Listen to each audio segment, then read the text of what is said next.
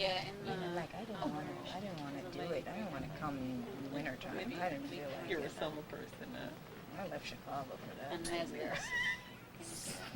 But I would come if the time is, if it worked out that way, I would do it.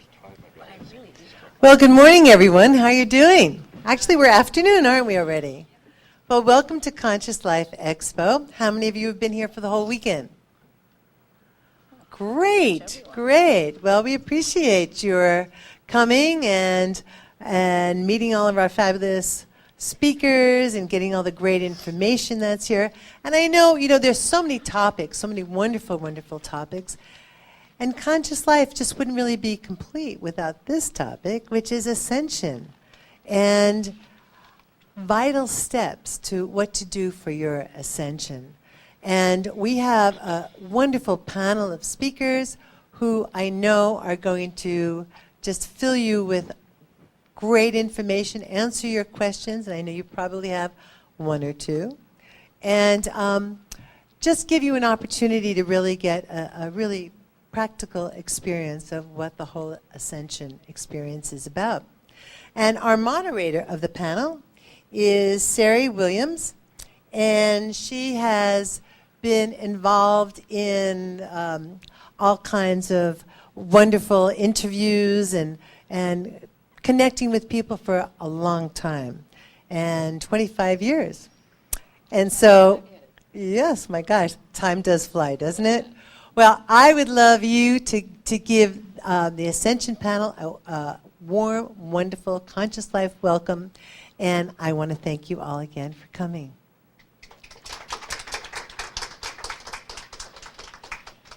Well, good afternoon, everybody, and thank you so much for coming. Is the mic working okay? I'm not hearing myself. Okay, there we go. Great. And also, we're taping, so welcome to everybody that'll be watching this later on the DVD. And so this is the Ascension panel, and it's October 2011 already. And we have 5 great speakers for you, and everybody's going to do a little intro about themselves. I'll give you a little, and they're all going to talk for just a little while, and then we'll throw the mic over. Chris, where are you, Chris? Chris is going to be wandering around with a mic so that you can ask your questions. So we'll start this end with Ed. This is Ed McCabe, and some of you may know him. He's been speaking in various expos around the country for a long time, and he's a best-selling author and a researcher of extraterrestrial happenings and natural health. He has 2 websites that you might want to take note of. MrOxygen.com is his health website, and a more recent one, intergalactichumans.com, where he's recording what's going on mostly in the underground of our planet right now, and posting articles weekly practically, right, Ed? As it happens. Yeah. That's happening quick. And next to Ed, we have Halcyon Isaac.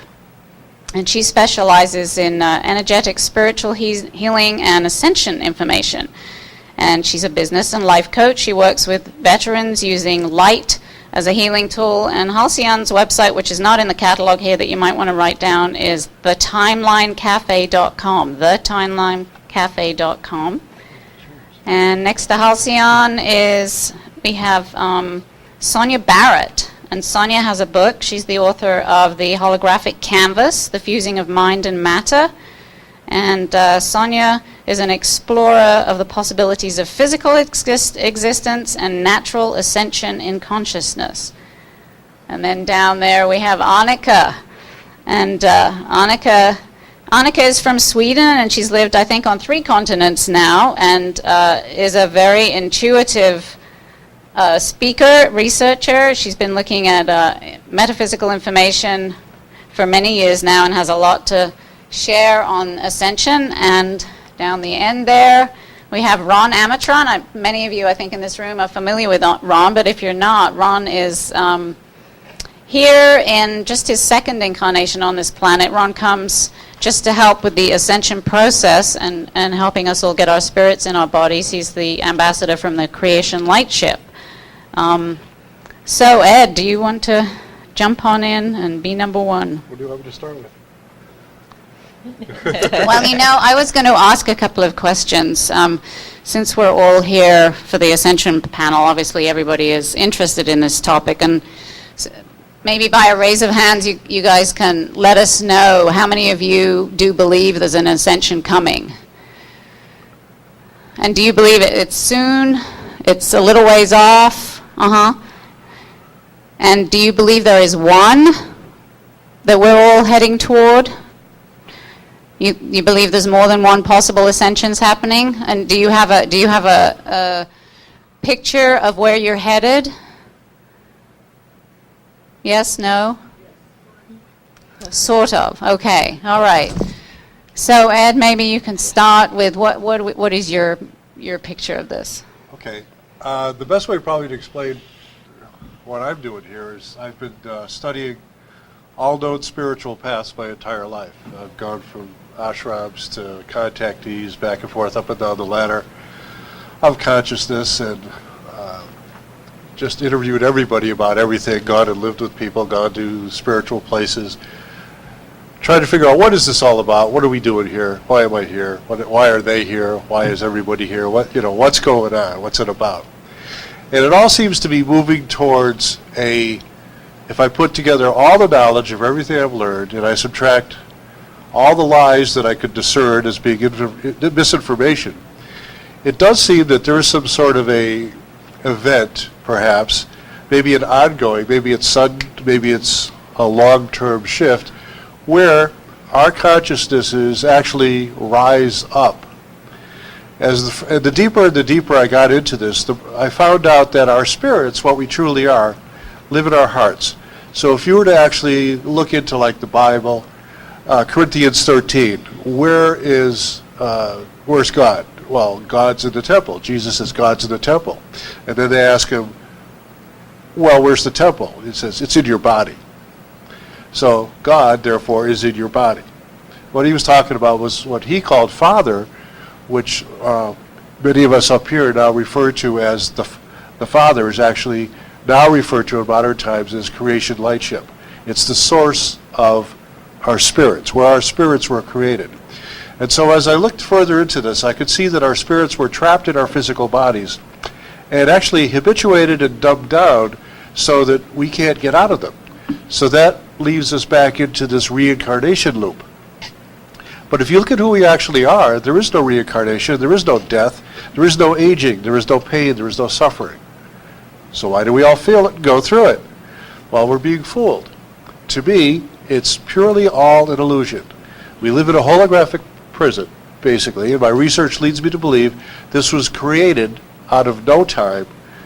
There was groups of self-serving entities, individuals, ETs, whatever you want to call these things, that actually took the now, the universal now, and stretched it into a timeline.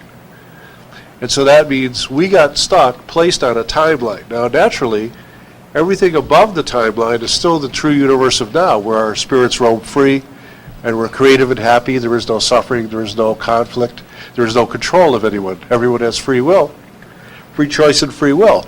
So that's kind of the division line for me, is how do I trust information versus not trusting the information? And what I find is what I trust doesn't come from time. It's not trapped within time. So right there, you've eliminated just about all of the ET races that everybody here talks about, thinks about, all the books and everything else that's going on, because these so-called mentors, even the ascended masters, etc., the spiritual teachers, the Indian gurus, I could go on and on about all these so-called experts about life, they were simply recycling or getting caught in time loops. They're still in time. So can I trust that information? I doubt it, because if you're in time, you're in the illusion. If you're in the illusion, you can't trust what you're seeing or hearing, because somebody else is in control of part of that and overriding your free will. So then it comes along that I see that there's a movement of life back home. It's like we've all been installed with these direction finders to go back home. Like we've been sent out and we feel like we're going to go back home. Well, that turns out is part of the illusion here, in that we're seeking, but what we're really seeking is to get back our sensory awareness that we've lost. all the habituation that's been put on us, we need to get rid of that, get it cleared off, so that our true spirits, which reside in our hearts, aren't overtaken by the mind that comes in and tries to compress it and make it smaller and smaller and steals parts of the spirits to run itself. Because the creators of this dimension, this time existence, needed some source of power to power their illusion. Well, that's our spirits, trapped spirits. They're trapped as generators within our bodies. So naturally, we look at it as the progression of time, whereupon, if you add these things together, you have the yearning to go home. In other words, we have a subconscious, unconscious yearning, or maybe conscious. In my case, it was very conscious. This yearning to get out of here. Something is wrong here. Something is wrong. I've got to get out of here. This is not right. It's like I have half of myself here, half of my senses. Well, who turned off the other half? I didn't turn them off, but somebody did. So who is that? So then I spent, years searching for who did what to who and who's who in the zoo. And you go through all that. But you understand that on the timeline, they mix together our yearning, and they pervert that into us being led to do things that whoever stuck us here wants us to do. So they make us do things we don't want to do. We don't want to fight. We don't want to go to war. We don't want to pay taxes. There's lots of things we don't want to do that we're forced into do. Oh, it's just the way it is. Well, is it the way it is? Or is it only that way within the illusion, within the holographic prison that was constructed for us out of someone taking the now and stretching it out into a timeline, sticking us into it, cutting off our chakras? I had a vision once where I was looking at my body and I had all these flowers all over me with red lines connecting them. Well, we actually have hundreds and hundreds of chakras. So I was actually looking at my chakras, but a lot of them were black. They were turned off. I said, what is this? Oh, they're turned off. They're not functioning. So the energy comes by, it's not used in that area, and it keeps right on going. That's our blind spots. That's the part within us that does not sense what's truly going on, does not sense the fact that this is really, truly, in my opinion, an illusion. And I'm making some strong statements, but I'm telling you, after all my years on this planet, these are the conclusions I've finally come to, and I'm no longer hiding it or holding it back for the sake of convention. I'm just telling people this is what I see, because I figure I better do it now or it's going to be over, and then, who's going to be left to tell? So historically, we have this context of there's going to be this evolutionary process known as Ascension, where at some point, our recessive DNA from our original genetic creators of the biosuit, not the spirit, but the biosuit connectors, creators, they have programmed us into being wanting and needy, basically. That's why we're all here, right? That's why I got up in this panel, is because I've been wanting and needy so long. I know a lot of things. So we see that as an ascension. As something is coming, everyone feels it. Now, there's all these different people saying that the ascension's coming. Well, which ascension are they talking about? And is there ascension? Is there any proof there was an ascension, or this is another ascension, or is this the big one? And these are the questions we're up here to discuss. Thank you. Thank you, Ed. Thank you. Good question. So, Halcyon. Hi, my name is Halcyon, and I developed a website that is called the Timeline Cafe. The purpose of the Timeline Cafe is exclusively to nourish our spirits. And before I go into that, I'd just like to say this. Ed touched on a very, very, very critical issue here. All of us, for myself, I will say for the past 15 years, I have been hearing about the ascension, the ascension, the ascension. What exactly is the ascension? A lot of people never really just took the time to sit and just think, what do these words mean to us? Because we are obviously resonating to the words, but depending on what your definition is, it determines which direction you turn in. There is only one ascension. Everything else is misdirection, misinformation. Now, the realization I personally came to is there is only one way to get to this correct ascension, and I use the term very deliberately because any other choice but the choice that is given to you by your spirit is wrong, because any other choice that's given to you is a choice that is made by someone else. And Any choice that someone else makes is a decision that's taking them to where they want to go. Everything else would leave you lost in what I call translation. You will always get there, but you will never, ever, ever be fully satisfied. You will always, always be searching.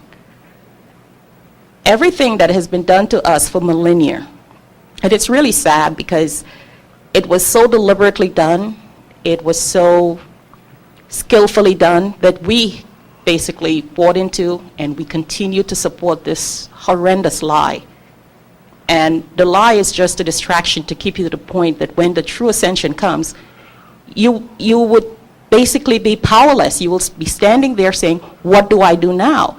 And all of the wonderful biblical terms we hear about, separating the wheat from the chaff, and too late shall be thy cry, are there playing with you, teasing you to tell you, if you had followed your instincts, if you had followed your own consciousness, you would have found yourself your way to where you're supposed to go. The Timeline Cafe, what it does, it basically gives you back your power. It gives you back the power that was so maliciously and deliberately taken from you. And it starts the whole process by freeing you from all of the emotional misinformation, deliberate manipulation of your emotions that keep you always looking in a different direction. When I give my workshops, I always start by telling everyone it is crucial that you take responsibility for your life. Yes, it's easier to follow someone else because you think someone else has found the path, that you think someone else knows where they're going, and they do. They have found a path that's taking them to where they want to go. If you want to find a path that's going to take you to where you want to go, you have to start making choices. You have to start making decisions.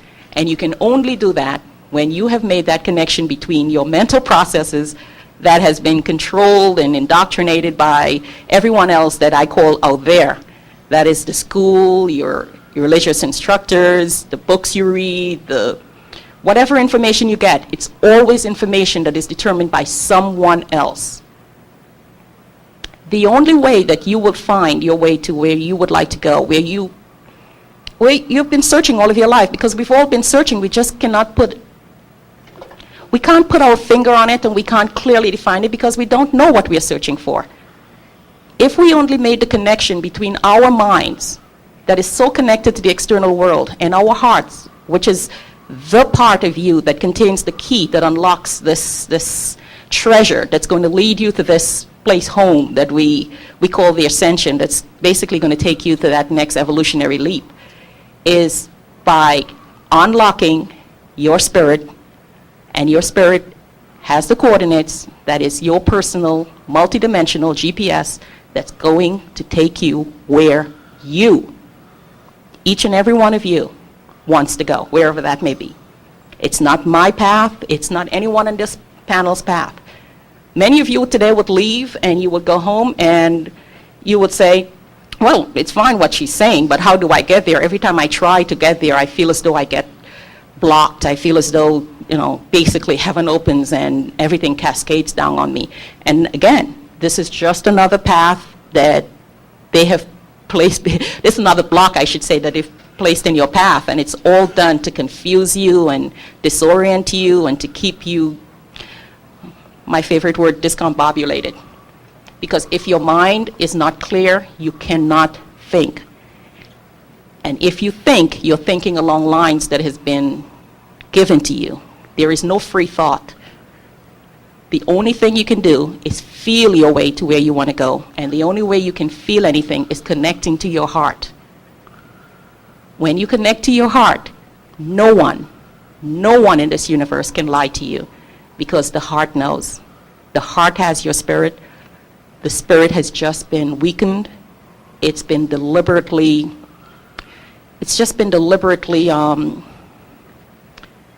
depleted from all of the information that is so wrong that it just cannot get your attention anymore.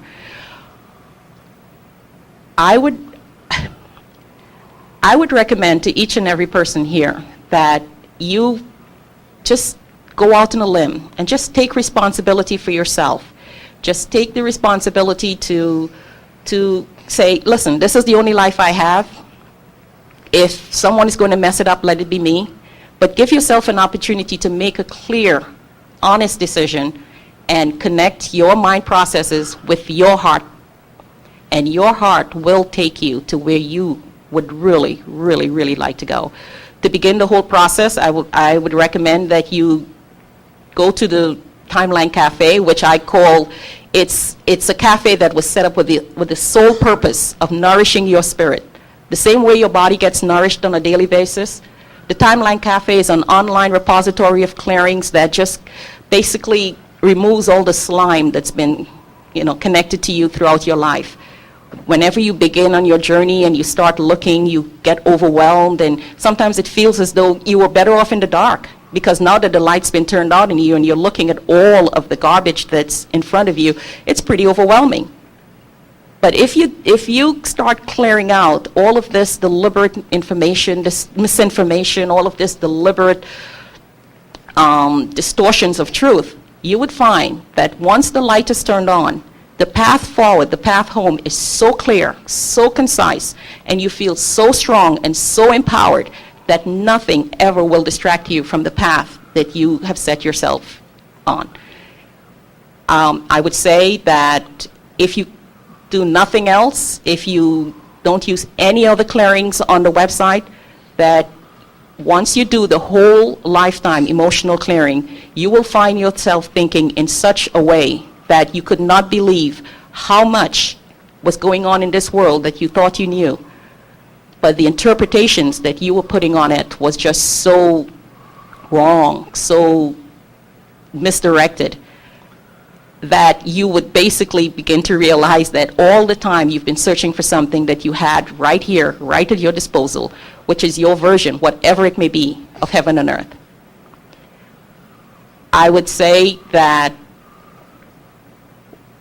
I have been working almost exclusively with veterans, trying to get them to a place where they can begin to enjoy a more wholesome, healthy lifestyle. And one of the things that I realized is that they, in their own way, is searching for exactly what we are searching for, the Ascension. And Ascension is nothing mystical. It's just a process we are going through that's going to take us to our next evolutionary leap. But we get caught up in the semantics. We get caught up in the wordplay. We get caught up in everybody else's story, and we forget to live our own story. But you can't live your own story, because your story is everybody else's story, because you allowed other people's story to become your story, if that makes sense to any of you. And I would say that as we enter this time, we don't have time, because there is no time in truth. They put us on this artificial construct that they tell us is 24 hours in a day, and they said this is all that you have to do. But any of you who are out there right now know right now it feels as though you are trying to live a 24-hour day in what really amounts to a 14-hour day. And on top of everything else, you're feeling distracted and frustrated because there is no sense of accomplishments in your life. There's no sense of, I can do anything with my life. And everything that is happening right now is a deliberate distraction to keep you occupied, to keep you busy, to keep you distracted. I would tell you there is no clear path, because nobody can show you the path. You have to find it, and you can only find it if you take that key and you open that lock that leads you to your heart center, and you go into that heart center and you locate your individual spirit and let your spirit be the guide that will take you home. All of the pain, all of the suffering, all of the issues that you're facing currently, that you're feeling is so overwhelming, becomes as nothing. You don't need anyone. You don't need another book. You don't need another lecture. You don't need another guru. You don't need everything. Every single thing you need to take you to where you want to go, because only you know where you want to go, is located in your heart. So my advice to each and every one of you, go within. Find yourself, find the lock, unlock the door, enter. And the Timeline Cafe is there to provide you with all the nourishment you need to strengthen your spirit so that your spirit will have what it needs to take you on the full journey home. Thank you. Okay, what she said.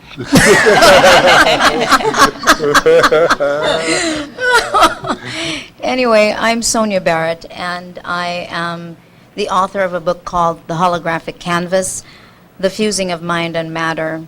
And I have spoken quite a bit over the years about the programming of humanity, the fact that our lives are really based on programmed beliefs and concepts and ideas, and the fact that, yes, individually we do create our own holographic expression of reality, although we are in one collective holographic experience.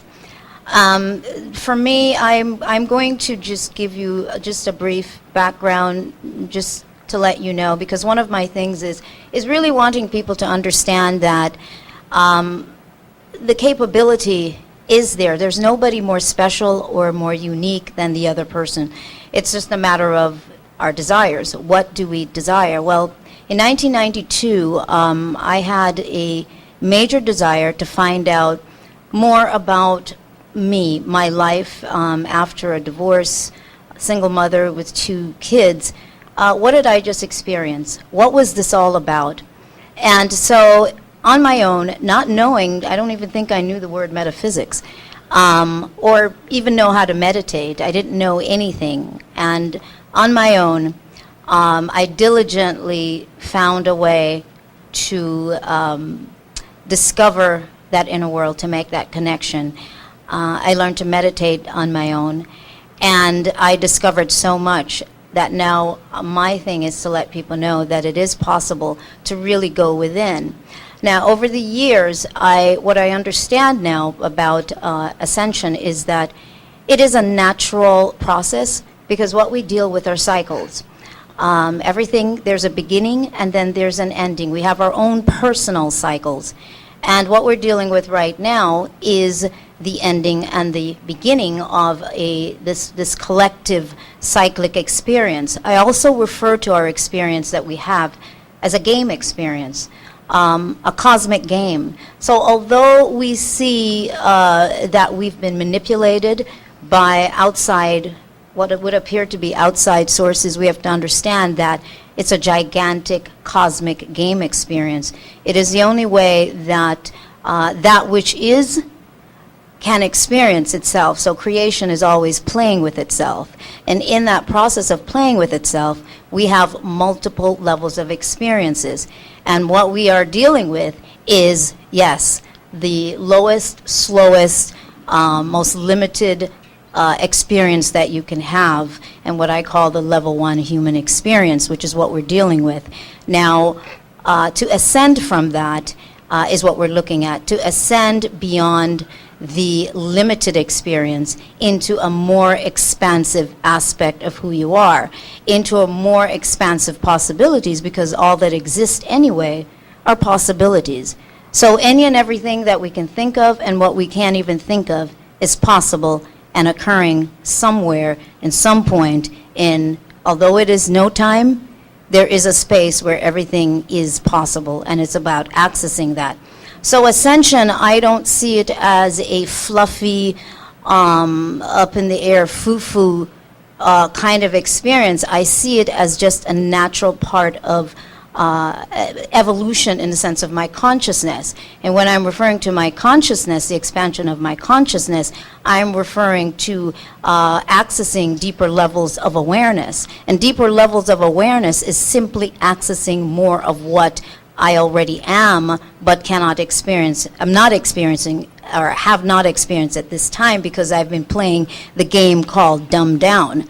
And that's what everybody is playing. So when you talk about ascension, it's very important that we focus on ourselves. We tend to want to externalize and get everybody else to jump on board with what we believe, because it makes us feel better and it validates what we believe when everybody else believes the same thing. Hence, we have religion, which is why we have religion. Is to confirm. The more people you can bring in is the more people that allow you to validate what you're experiencing. So it is important that the individual really seeks to understand and have a desire to want to know more. I think ultimately that's what really begins to take you beyond this experience. It's not based on fear. I don't see any of this as based on a fear experience. I also don't see it based on running away. I've done workshops that say stop running from the matrix. We don't want to think of running away from anything. What we want to think of is expanding into greater levels of awareness. Sure, we've been experiencing what we would define as an imprisonment, but you actually also hold the key, believe it or not, to that prison, and that prison is really where your mind, it's where your mind is, and your perception. And what is your perception based on? Your belief system. So your belief system, now you have to look at what's the belief system. And your belief system is going to be based on all the programs, what you've been programmed with. And so you start looking at that, and for me, I started to ask just how authentic were my choices? Where were they coming from? How do I know I like a particular color simply because I like it? How do I know I've chosen this particular career because I want to do that? Was I told something at some point in time in my life that allowed me to make those choices? So we have been really living based on a lot of programs. And I thought that was a very significant thing to really begin to realize. And in moving forward, and again, looking at Ascension should be looked at as a natural evolutionary process that we go through. It shouldn't be looked at as something that we are trying to run away from. Everything is right here and now, because there is, past, present, and future does exist simultaneously. So the very place that you're trying to get to is really right here. But what stops us from accessing that, again, is where we are in our understanding and, again, the vibration of our consciousness. And so Ascension is about an ascent in the vibration of our consciousness, which, again, is an ascent in our awareness. And we're trying to bite off larger and larger chunks of awareness, which then opens us up to levels, realities anyway, beyond this low vibrating reality that we've been experiencing. So again, emphasizing, as Halcyon mentioned, the emphasis needs to be on that inner connection, that inner revival. It has to be about you. We also need to recognize that, as I mentioned on the back of my book, that like the single cell of a plant, all of the information is encoded in that single cell for the entire plant. So each of us represents the whole. We don't realize that because we see ourselves as very separate, but we each represent the whole. And recognizing that when you shift, you do cause a ripple. You do create some sort of impact. That, to me, allows you to really focus more on you as opposed to focusing on everybody else changing. Because, see, when you change, everything else really begins to change around us. And I think that's so significant when you start looking at what the discoveries also of quantum physics. And I use quantum physics to simply support what I already understand. And all of this information, for me, unfolded truthfully from inside of myself. It wasn't from books, because I had such a desire to understand all of this. And I knew that there was a way to tap into a greater levels of awareness without anything else out there. And I needed to do that so that I could honestly say to people that everything is truly accessible to us, but you have to have a deep desire. And most importantly, you have to be true to yourself about who you are, what you've been, what you are right now. And it's not a blame game. It's not a matter of blaming yourself and beating up on yourself for the life that you had lived or are living right now or what you had experienced before. It's all part of your evolution. It's all part of the experience, regardless of all the manipulation that has gone on. It's all part of the process. And you simply must realize that everything you've done is a stepping stone that has led you to this point in time where you are here right now. So I embrace all of my experiences that have happened in my life, and I am so grateful to them, good, bad, and indifferent, and I've had some real interesting experiences. I used to say some of it is what you see on the Lifetime channel, for those of you who have ever seen the Lifetime channel. But I tell you, I would not trade them, because if you were to have any regrets, that's what I always say, don't have regrets. Because when you have regrets, that means that there's so much that would have changed. Maybe you would not have met your husband, or your children would not have been born, or so many amazing things that have been born out of the experiences that you've had. It's not about regret. It's about embracing all of your experiences and using them as a stepping stone in making it through this wonderful opportunity, this next level. I also like to say to people that we must remember that, as Einstein has said, energy can neither be created nor destroyed, but it can change from one form to another. So there should never be fear of not making it. You should never fear not making it, because it's that very fear that will keep you trapped in an experience of not making it. Just understand that this is a natural part of your evolution, and if my desire is to expand in awareness and live from that space of embracing it and not count. Don't count. I don't count anything.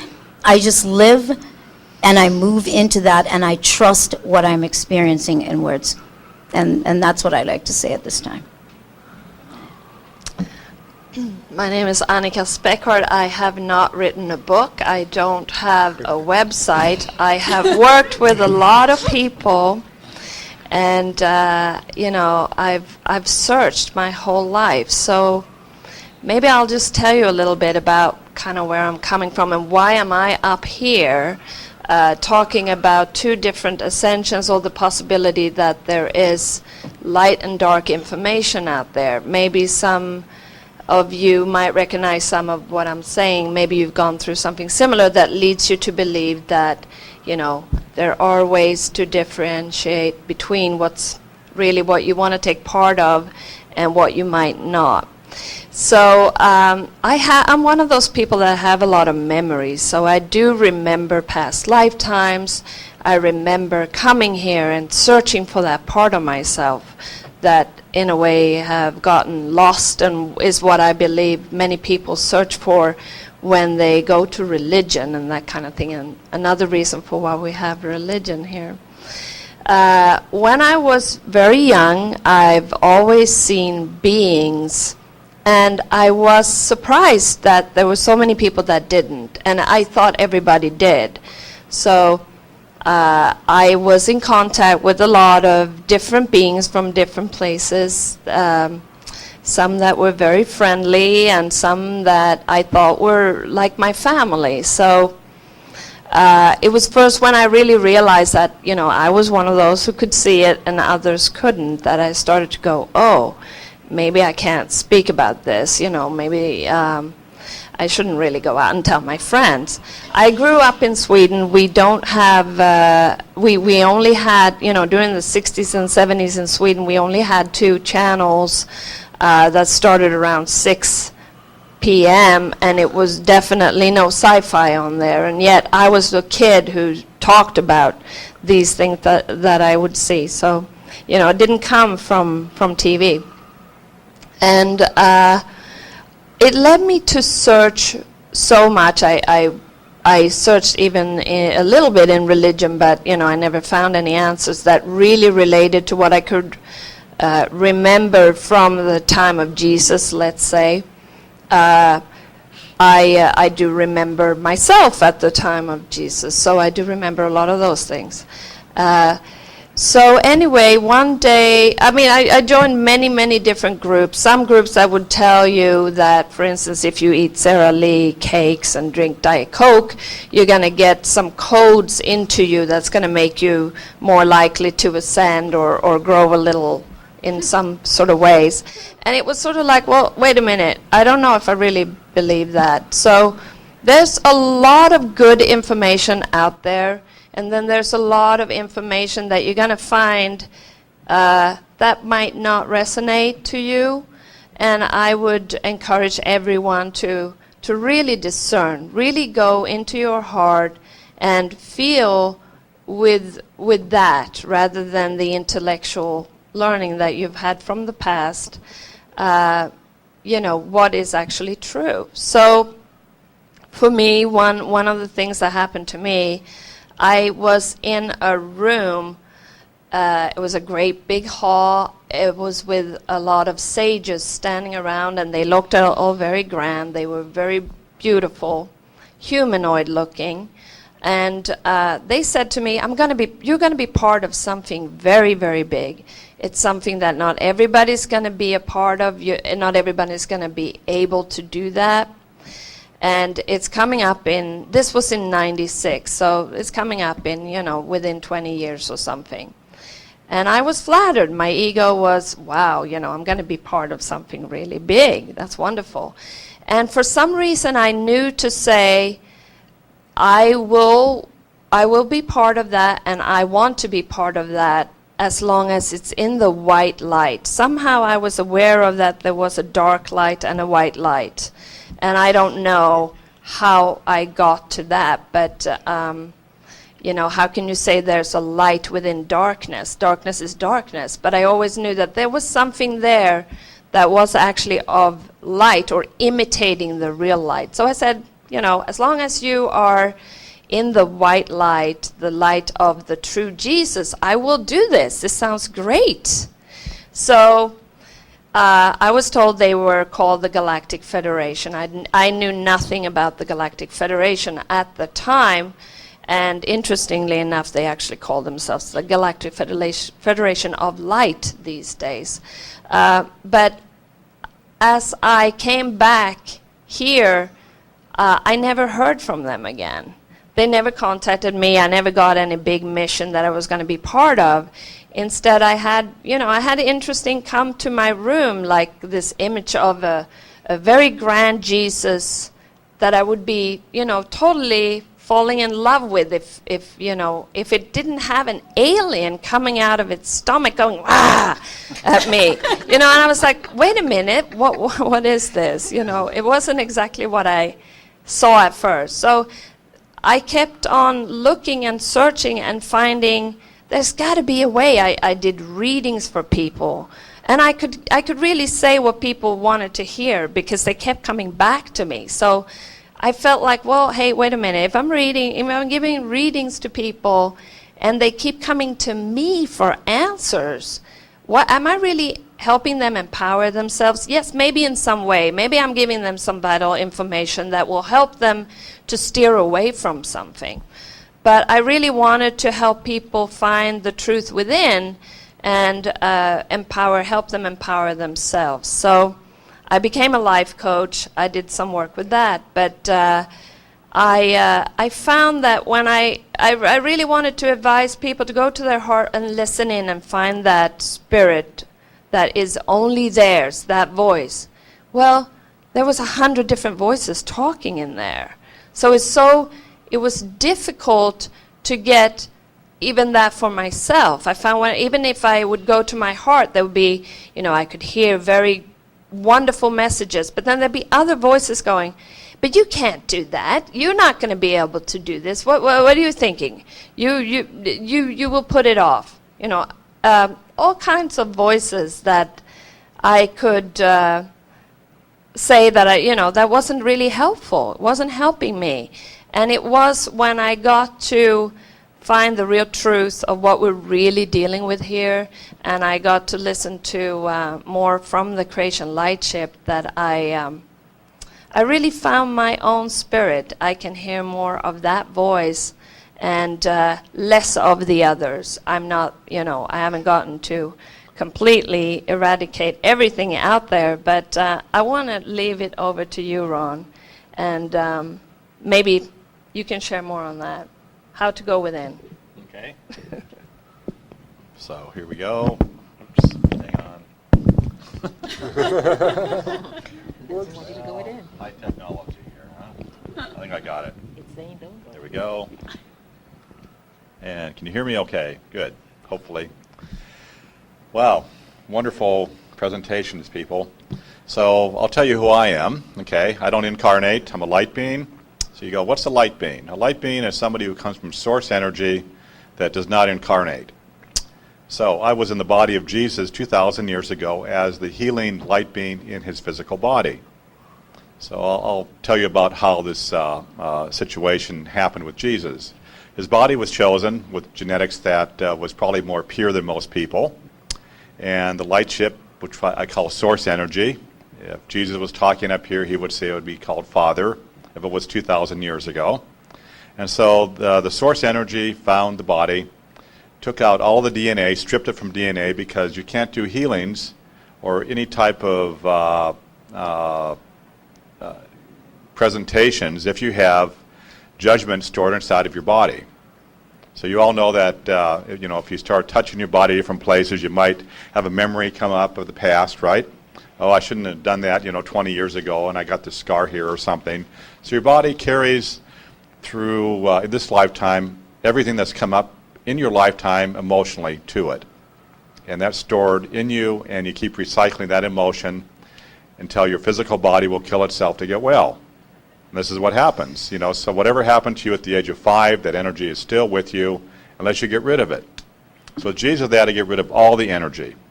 And so his body was a completely cleared physical body, not a light body, but a physical body that was, say, deprogrammed from past genetics. And now his body is here, and different light beings came into his body to do the teachings of Ascension, which was 2,000 years ago, to help people leave this planet so they can get out of the darkness that was here at that time. So the darkness, what is that? The darkness is aliens, it's timelines that you live on. There's so much going on that you don't even know about consciously that is happening to you as far as abductions and everything else. But I don't want to get into that stuff quite yet, okay? But what I will say, his body was completely healed and cleared out of all the densities. So I was one of those light beings that came into his body, and I was doing all the healings that Jesus performed in his lifetime. The other person in his body that we all know today would be Princess Diana. So her spirit also came into his body to teach the people about compassion. And in this lifetime, she came back as Princess Diana, and she did her mission here. So I'm still here. Why am I here? Because I'm still here. I had a chance to leave about 3 years ago, and I chose to stay here. The energies of source energy is pure, non-judgmental energy, which right away you can say, well, gee, the Bible has rules in it, the 10 Commandments. Where did that come from? Well, that came from one of the alien, quote, quote, races that chose to channel, quote, quote, right, on a timeline to us here that we have now in print. Is the information good or bad in the Bible? Is it all true? That's up to you to decide. A lot of things are true, a lot of things are there for mind control. The darkness gives you mind control through different types of words and letters. How many here see the numbers 1111 or 1212 or things all the time? Okay, well that's an alien mind control using your physical body as a robotic program. So they're programming your body to all of a sudden twist and look down at that clock, maybe in your car or on the wall in your house or something, to see if you are programmed or not. And if you do see the 9/11, if you do, a whole other issue. Okay, so if you do see 11/11 or even 9/11 all the time, okay, you know that you are being programmed. So that's the validation as they watch you. So we'll get back to the life of Jesus. So he did his healings. I brought people up from this physical locality here on this planet where they were. They were bilocated instantly, going up to what he called Father. That's why he said one very key phrase, you have to go through me to go to the Father, which means that nobody can go back to source energy.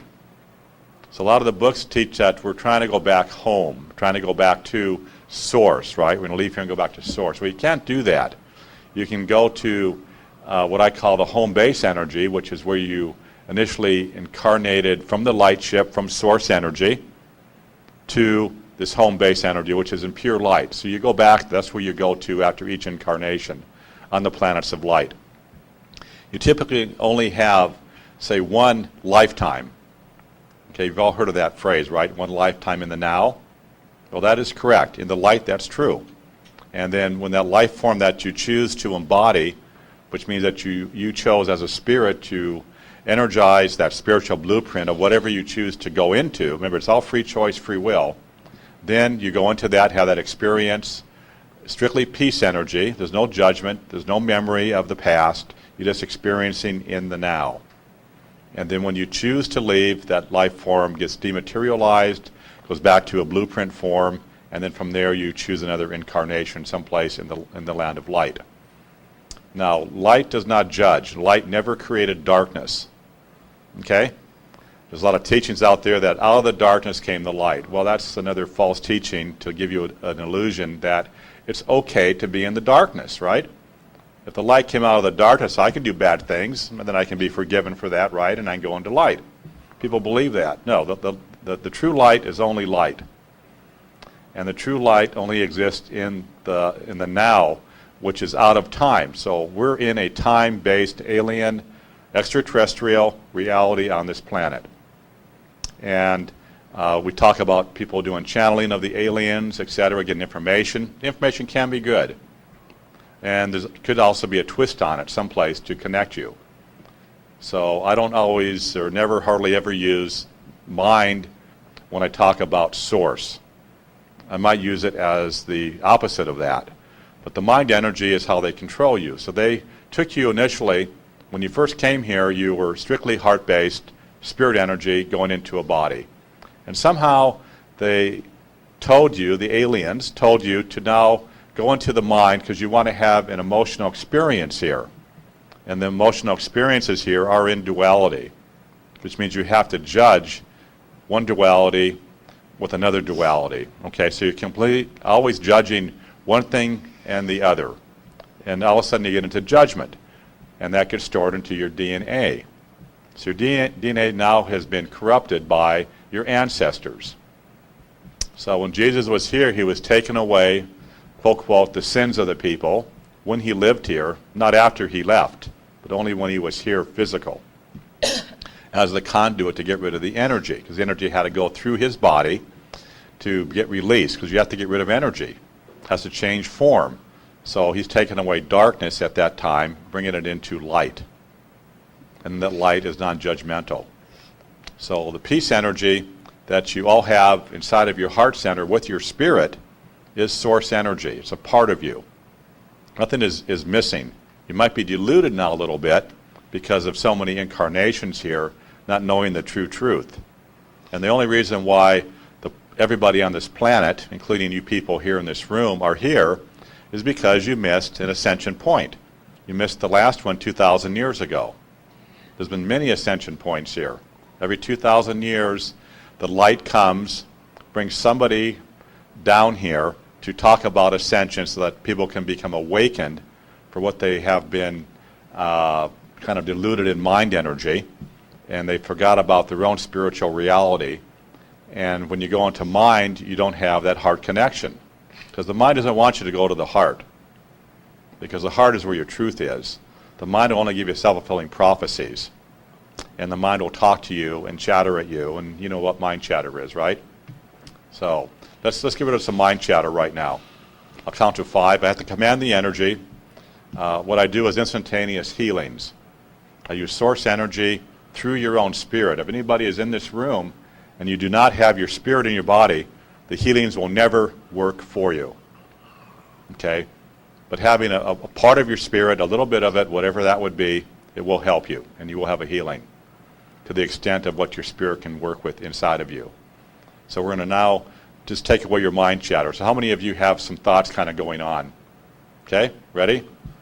I'll count to 5 to slow them down. I normally can just do this here and it's done, but I'll count to 5. So here we go, 1, 2, 3, 4, and 5. Your mind should be quiet and still. Is that correct? Okay. So remember when Jesus did his healings, he said you're healed.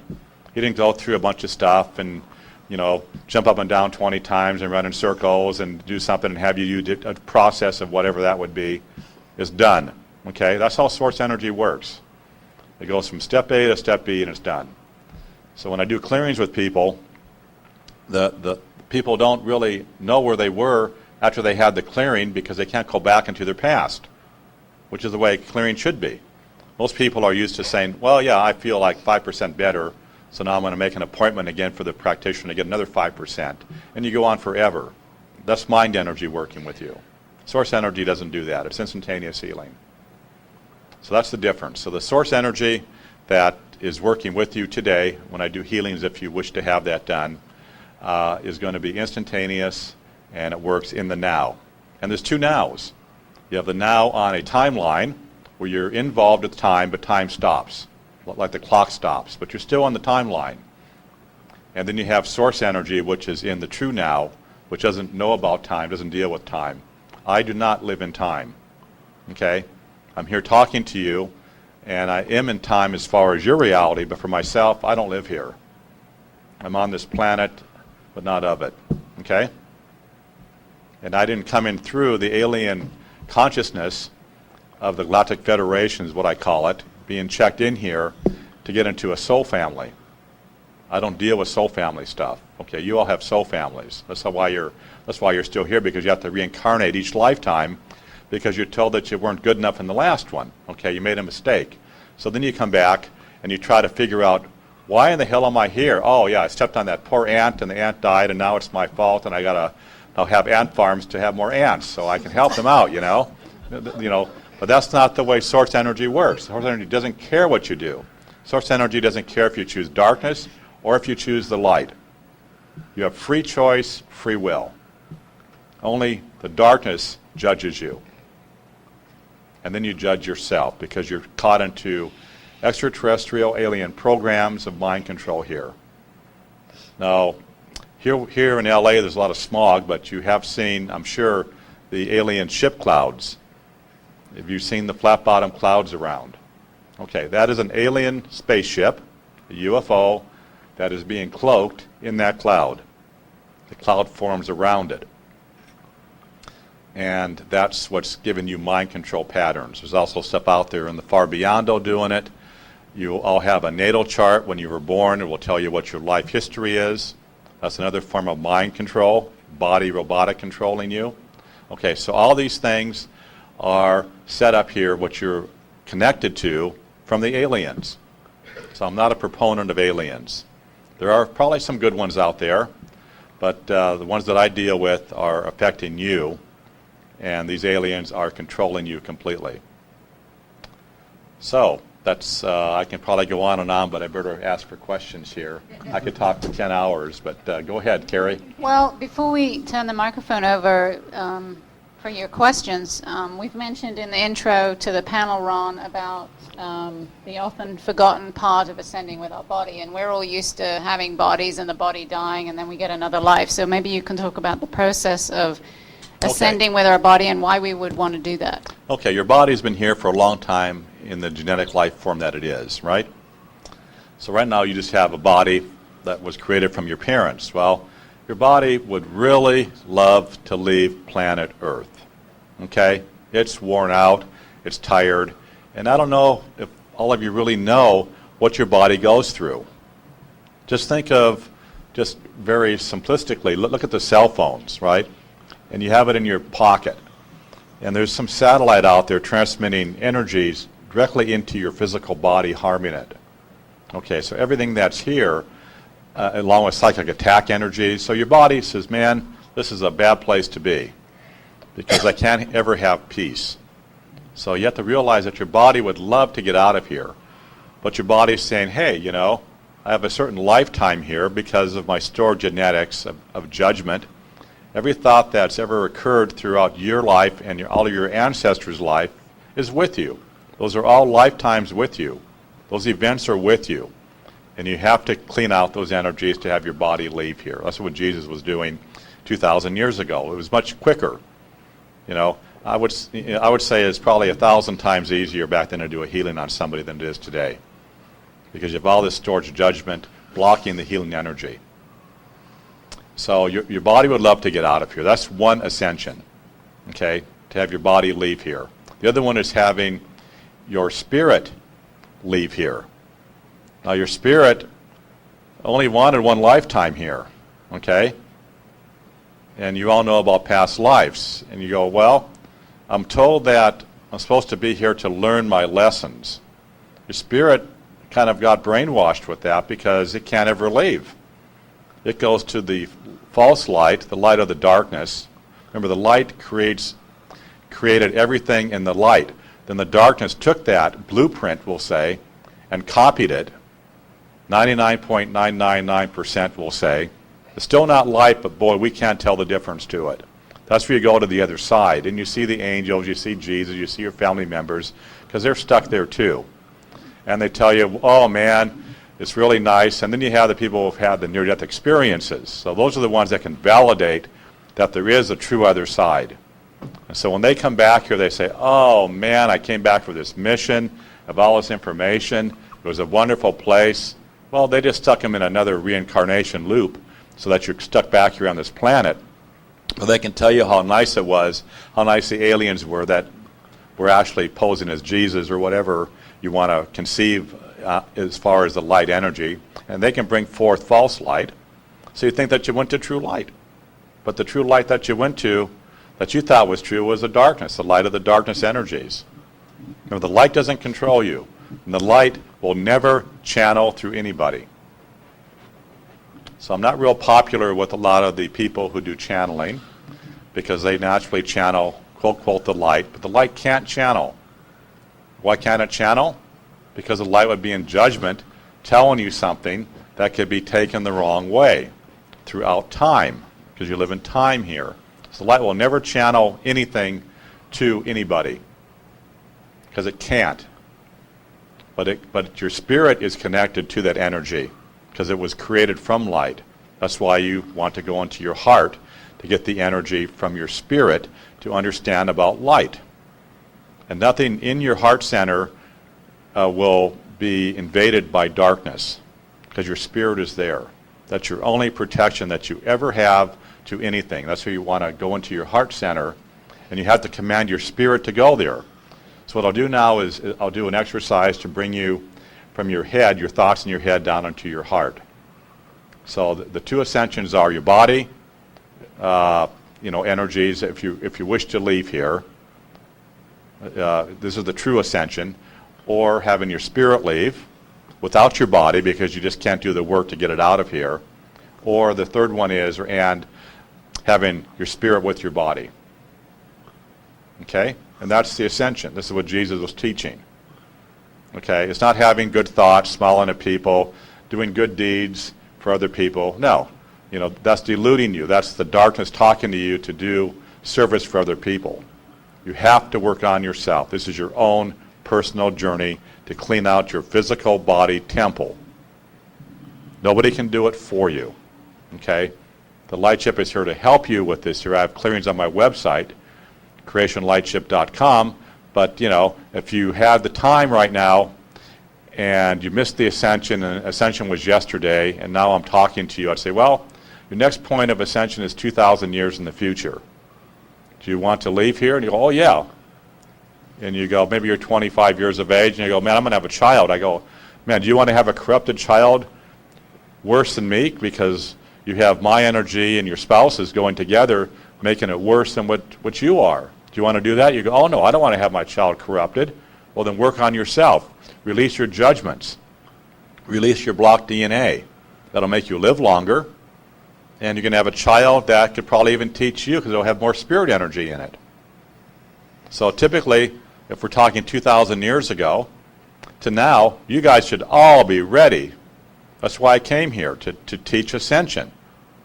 And for me, typically, well, you know, I thought it would be like a few simple clearings. I did 4 clearings initially when I came here to, when they wanted me to come out in 2005 to do Ascension teachings and healings for people. And all of a sudden I got, you know, a lot of them. And I go, you know, the reason why I have so many is because people have so much stuff, so much judgment. Everything goes sideways to different types of healings people need. Okay? And so basically what I'll do now is a mind to heart drop. So you want to get out of here. Now the darkness is also having the dark side ascension. We all have heard about 2012. That's one thing that people talk about. They do shift it now into something else could happen, but that information is still there about the ascension of 2012. That's the darkness taking you away out of here into another parallel lifetime forever. You don't want to get hooked up with that. Okay? Remember, the light only works in the now. The light has no predictions. Light doesn't judge, and it will do the ascension when it chooses to. So let's do the mind to heart drop, and this will get you heart-centered, and you can actually feel the energy inside of you. And it takes, typically for yourself to do it, maybe a half a minute. Here we go. I'm going to count from 10 to 1 backwards only because I have to command the energy to drop down to your heart. And you can just probably do it, say 1 and 2, it'll go down there, but it's up to you. But I'll do it slowly. You can actually feel your thoughts move through your body on down. So here we go. 10, 9, 8, 7, 6, 5, 4, 3, 2, and 1. 10, 9, 8, 7, 6, 5, 4, 3, 2, and 1. 10, 9, 8, 7, 6, 5, 4, 3, 2, and 1. And 10, 9, 8, 7, 6, 5, 4, 3, 2, and 1. Now, when you're in your heart center, you cannot have a negative or a positive thought. That's judgment. This is your source energy inside of you. Okay? So you are now connected to source energy that your spirit has. It's a part of source energy. And all that you have there is peace. And you can do this whenever you choose to, and you can become centered instantly and go into your heart center to have that communion with your spirit. You do have to step out a little bit into judgment so that you're able to get your information, though. Otherwise, if you sat here and we held this space for you, you could sit here for the whole day, not be hungry, not have any cravings, and just strictly be in peace. And if you do this quite often during the day, maybe 5 times a day, I highly recommend getting a day planner because you'll be out of time and you may lose track of what's happening to you in your life because people will say, gee, where did that person go to? They're supposed to show up here. And you're just saying, well, I'm in non-judgment. I'm in pure peace. So this planet is run by time. So you do want to get a day planner. So back to you, Carrie. Okay, so I don't know if that exercise just evaporated all your questions, but Chris over here has the microphone, so he will wander around and you raise your hand and stand up and speak into the mic. Test, test. All right. Hi. Hi. Can you all hear me? Yes, I can hear myself. So first of all, I respect what all of you have to say. I think some of the things you said were really A good. little closer. Ron, I have a question for you. Okay. Do you believe the Dalai Lama is a light being? Is he a light being? Yes. No. Why? Because he's not, he doesn't, okay, the system that he's in is still in the light of the darkness. He could be enlightened, we'll say, or have a lot of good information, but he is not on the light ship, no. He was created like everybody else was, but once you leave for an incarnation, then you no longer go back to the light ship. So he is still stuck here in the reincarnation loop, which is why he reincarnated over and over again from past lives. So anybody who has past lives here just means that you are still stuck in reincarnation. Okay, can I ask some challenging questions here? Is it First to of me all- or to someone else? For you. Okay, go For ahead. anybody. I have been on a spiritual quest since I was a toddler, actually. Where this came from? Well, I don't know. I've been told by many psychics that I'm psychic. I prefer to think of myself as just highly intuitive. I don't put myself on a platform or anything like that. I've been told I'm a healer. I have had some amazing experiences in my life and visions. Okay, I will so- say that. Okay, so what's your question? I studied with the Dalai Lama. The Dalai Lama chooses to reincarnate because he is a bodhisattva. You know what a bodhisattva is? I don't get into a lot of that, yes, but he's still in the light of darkness. He still has, if you go to light, you won't come back here. But he's choosing to come Yeah, back he's choosing to come back to help everybody. Yeah, yeah. You know, Nothing's wrong with that. bottom line. Everybody here has chosen to come back to help somebody. You have no choice. He may Yes. think he has choice, but there's no choice on the other side. In the land of darkness, in the forced reincarnation loop system, now he may be with a group of souls in a soul family that belongs to that particular group of souls, and they choose to come back when they choose to.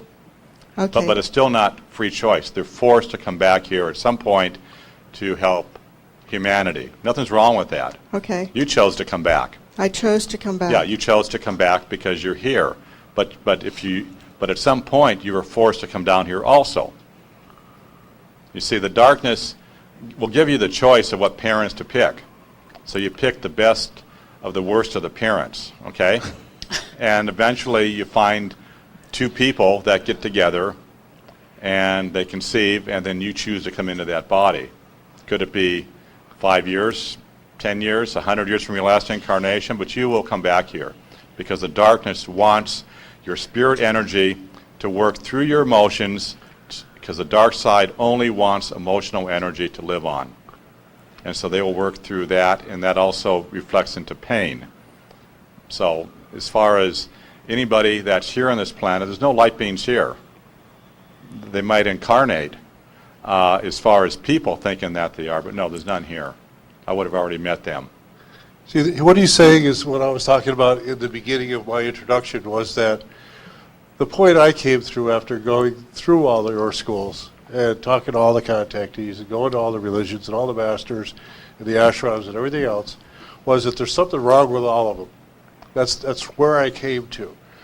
And that's reflecting what Ron is saying, which is that, and as I referred to, if someone is in time, they're suspect. In other words, that human ego is corrupting whatever it is. So you could have somebody who's a beautiful soul, who's just got the wisest things to say, and they're so compassionate, but they still can't leave.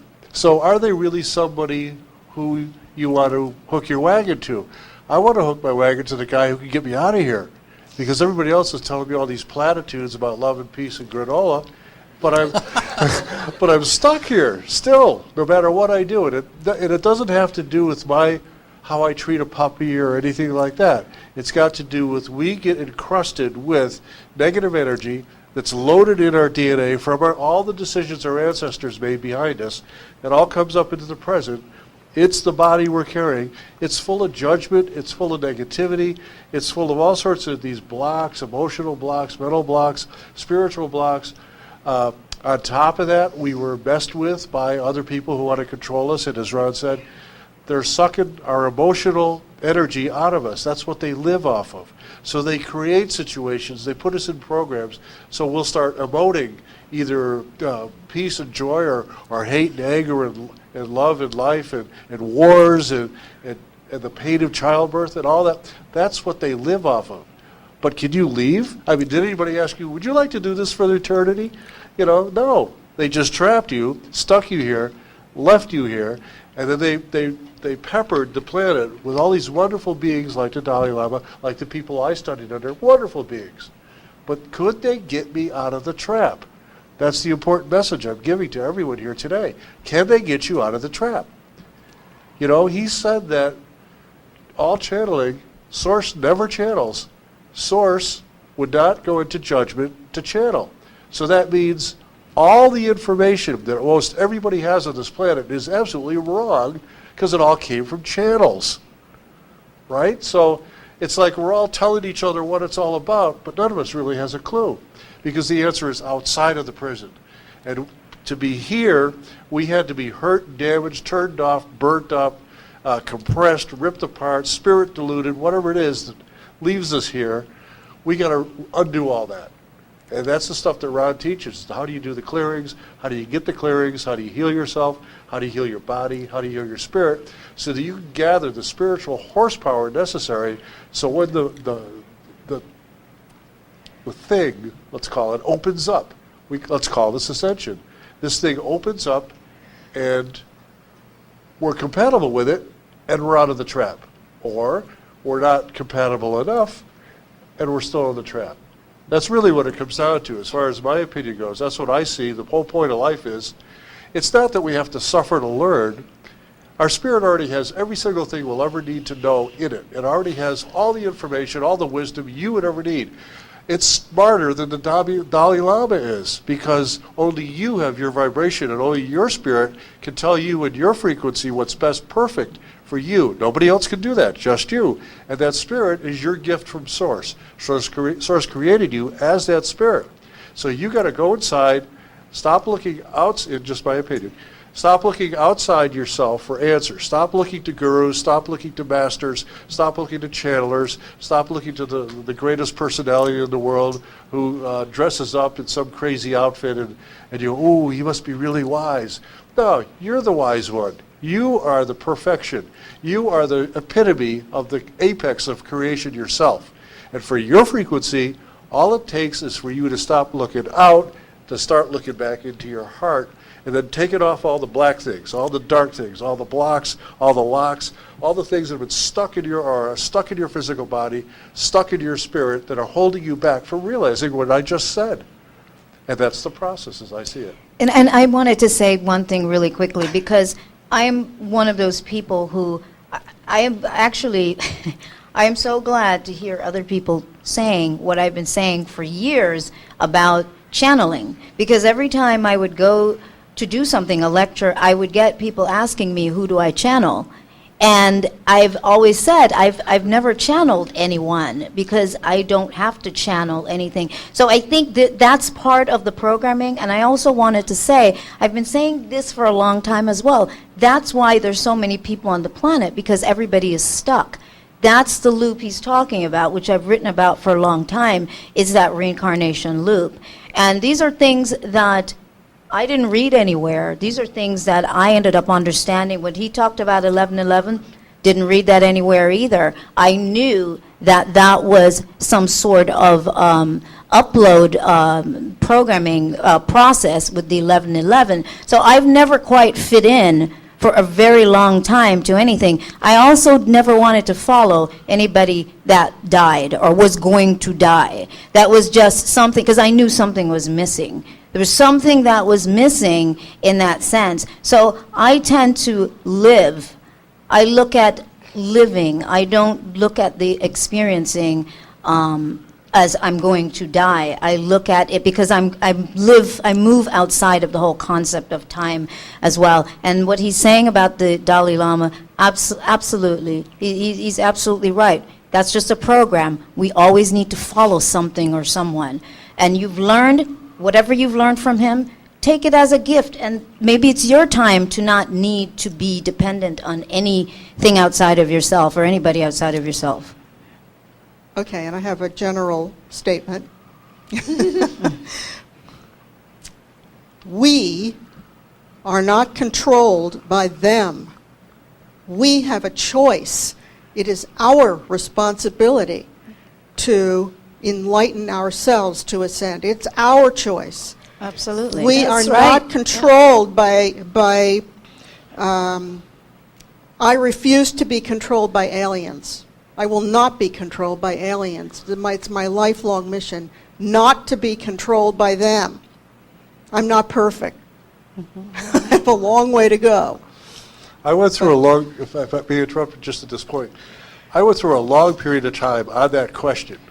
Is like, okay, free will, free choice, but is it really? Because every choice that I used my free will to make depended on what I was taught. Absolutely, programming. Everything I was taught then got me to the point of making the best choice from what I was taught. So then you come to the point of going, well, what if I took out all the programming, all the teaching? What would I choose then? Would I know how to choose? Would I need language? Would I need this body? There's like this point you come where it's not you deciding anymore. It's not you. Your mind will go, I'm free, I'm perfect, you aliens, the hell with you, I'm ascending. But then what's really going to happen? Because that's your mind telling yourself something you've been taught. Well, the to be subconscious courageous has and those brave programs. The you know. subconscious is holding Yeah, the it's programs. the universal subconscious that everybody plugs into. That's determining what you're actually thinking all the time, and that's a collective consciousness. So it's not you as spirit, an individual, the apex of creation, the source light of itself. It's actually the universal consciousness you're parroting. We're all parroting, me, everybody. That's what's going on. We're stuck here. But when you start to realize you're in a trap, when you start to see through the mind control, when you start to see through the illusion, that's the first step to getting your sovereignty back, to getting your spirit back in your body. The reason, remember I said that the spirit was put into the body so that the body could be powered by something? Well, as you live, darkness, call it, whatever you want, the devil, the density, the blackness, the heaviness, the low vibrations, whatever you want to call this stuff, it's stealing pieces of your spirit. Stealing pieces of your spirit. So somebody who's born on this planet may have a lot of energy, there's spiritual energy in them, but every time they're traumatized, every time something bad happens to them, the part of their spirit that's looking out of the eyes when it happens, like right now, there was pain, a little piece of me went, pew, it took off. Because your spirit doesn't want anything to do with negativity or blackness or darkness or heaviness or density. So recognizing that your spirit has been diluted, and you're as an adult now, your spirit has been diluted your entire life. You may not have like 99% of your spirit like you started with. What was the average recently, Ron? What is it, 23? Yeah, most people that are kind of awakened might be about 20% in their bodies. Only okay? 20%. You Only know. 20% of your original spirit is left inside that biosuit you're walking around here with. So 80% of you is somebody else, something else. Do you think you're going to make the right decision? Do you think your ego is going to be overblown and told you, oh, you're a beautiful person? That's what the ETs are always telling you through the channelers. Oh, you divine spirit, oh, you beautiful souls, all this stuff. But 80% of you is not home. So who are they talking about? The automated, the robotic self. Yeah, their It's programs. the robotic They're self. praising their programs. Yeah, that's really what exists is mainly the robotic automated self that's functioning all the time. You're just a bunch of programs. Basically, we're all a bunch of programs. That's how we design computers, though. On the very system that this system operates on, that's how we design computers, and that's something that we need to understand. We're talking about high levels of technology. That's really what we're dealing with. And the body is technology. It's designed on that same kind of system. It's a machine. It's a As machine. above, so below. Yeah. I have a question with using some of the processes that are out right now, whether it's Reiki or theta healing or some of those type of healing practices. Do those help us raise the, let's say, the vibrational level to get to any of that, or is it just No. literally go into No, meditations? it's try another to- mind energy. Everything that came from mind, okay, whatever you read in books, that's all mind energy. And the mind energy can give you good information. I'm not saying that it's bad, just that what we're talking about is the connection of who you are to your body and to your own consciousness. You want to become spirit consciousness. What I'll do for people here, since you're kind of wondering maybe what we're talking about, and you go, oh, geez, I'm only 20% of my body. What if I'm only 10%? You just gave an average. Maybe I'm 50. Oh, that's great. I'm better than this person over here, right? So what I'm going to do is put in the light chip space holders. Okay, a space holder is light energy, but it can't do anything for you, but it will hold light.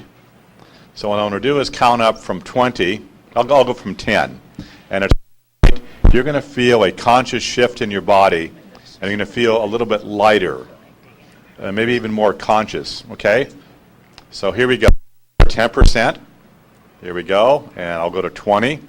When I hit the number, they will fill in whatever's missing in you. And you're 100% light energy, even though you may only have a spirit of, say, 10 to 20% in you. So 20%, 30, 40, 50, it's getting heavier, 55, 60, 65, 70, 75, 80, 85, 90, 95, 96, 97, 98, 99, and 100%.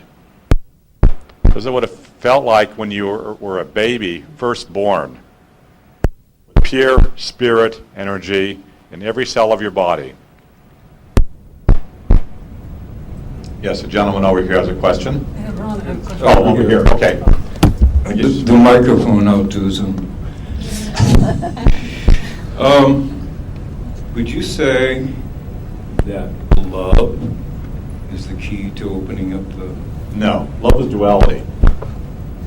Remember, the darkness energy brings in duality energies, and love can bring in the opposite of that. So how do you recognize when you're in the light? Peace. Non-judgment of anything around you, and it's peace. If I were to get up here and start swearing at you people, okay, and I started using, which I really don't do that often, but if I did and I started doing ethnic phrases and things, some of you people would go, your body would jerk, right? You might turn red in the face, get pissed off at me, right? That's because you're holding judgment. Is it from this lifetime? Maybe not. Maybe it was from 20 lifetimes ago, but it's still stored inside of you, okay? So a person who is cleared out completely of judgment, they'll just hear it, go right through their body, and it's gone. No reaction whatsoever to anything. So if we weren't doing the Ascension quickly here, what I would tell you to do, if I was like 2,000 years ago talking to you right now, I would say, go over to the shopping mall over here and watch everybody and judge them. And you're going to go, why would I want to judge them? I shouldn't judge them. I'm drawing the energy to me, right? That's what people tell you in the New Age movement, right? You don't want to get stuck with that stuff. Well, you have it in you anyway. So judge people and keep judging them. And then what do you do next? You say, okay, body, I see this judgment. This person here is wearing, say, pink shoes or something, right? Well, that's a little, fruity to me or something, but I don't like that, right? So, but take it out of your body. Say, body, release that judgment. And then you see another person wearing maybe green shoes. That's still another judgment. Get that out of your body. And after you do it maybe 1,000 times or so, as you watch people's shoes, finally the guy will walk in again with pink shoes on and go, oh, shit, that's fine. No problem. No more judgment here. So you can try that. But it'll take you a hell of a long time, believe me, to do that. I can clean all of your judgments out of you in less than a half an hour so that you can live life peacefully. See, the 95% of them. Excuse me, Ron. The reason he could do that is what I've been talking about, which is anyone who's from within time is necessarily suspect, first of all, because it's just a human telling another human, this is what I heard, this is what I heard. Well, I can do parlor tricks. I can make myself invisible. Oh, isn't that great? But can they get out? That's the real question, which is what this Ascension thing is all about. We're talking about the point of getting out. Now, Ron is teaching that the creation lightship comes every 2,000 years. That's your door. It opens up. You're ready, you go. He's saying right now that you have enough spirit left in your body, even if you're only 20%, that you could take that spirit and make it clean you. But it's the long, hard road. Because he's not from within time. He walked into this body at 6 months of age from outside of time, from the source light, true universal light. He has the juice to be able to bring in that energy through his heart to take the darkness out of you, to just bat it away. Something that would take you months of psychoanalysis, years of psychoanalysis. You can go online and do the lifetime emotional clearing. It's gone. Just gone. Poof. Within 3 days or so, it just disappears. It just goes shh, and it's gone. That's because he's able to help us connect with the source, because he doesn't have the clutter. This is only a second incarnation. He doesn't have the clutter we have. He doesn't have the garbage we have, suppressing our true nature, which is source and spirit.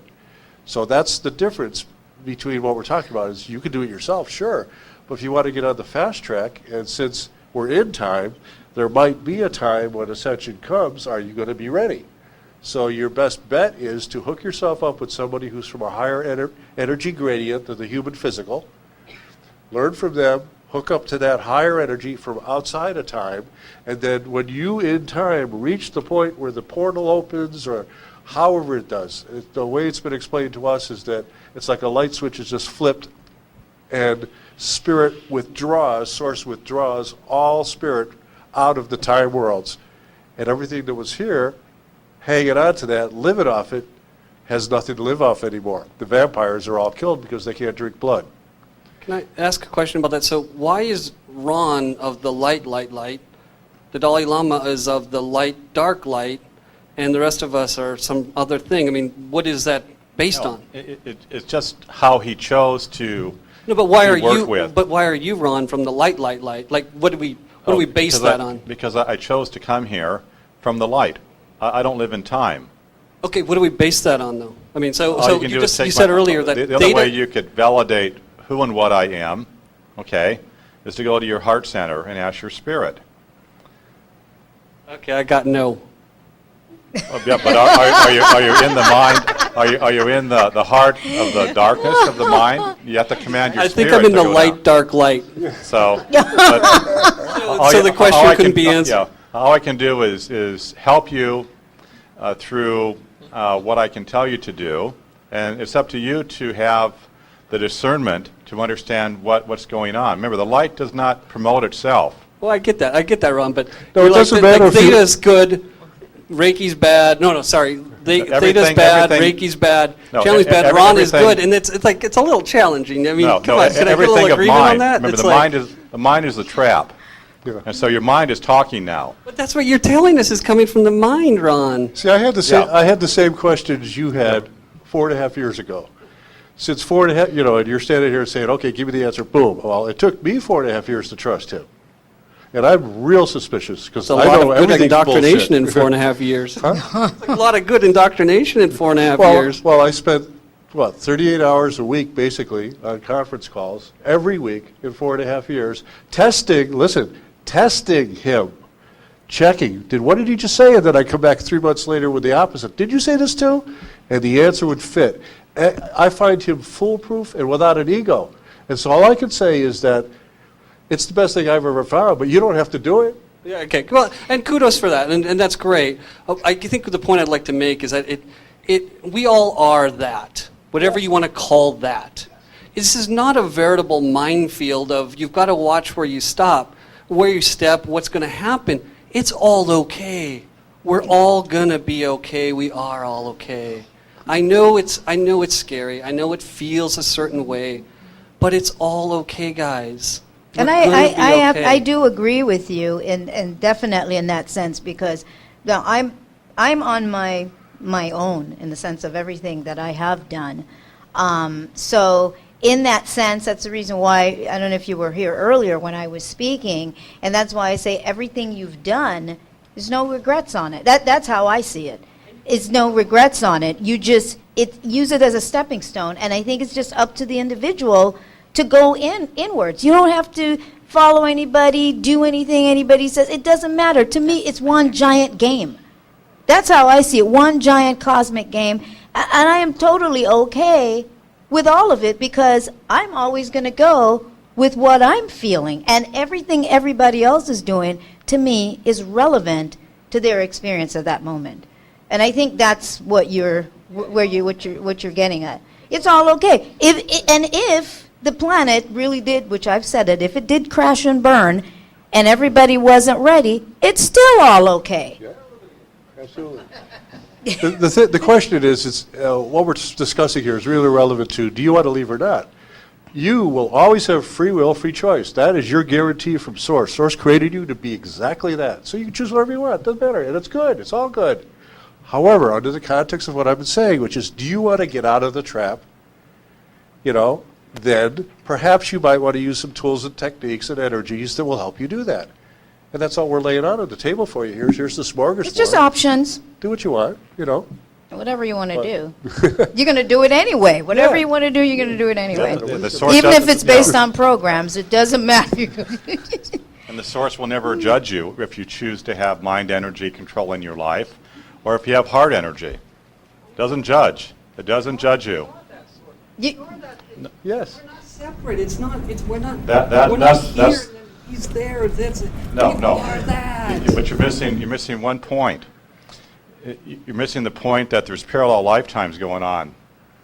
And what happened last time when Jesus did the ascension process here, whether you believe it, that he came here to do ascension or not, but he did, and you may or may not believe that, because you may not have any recall.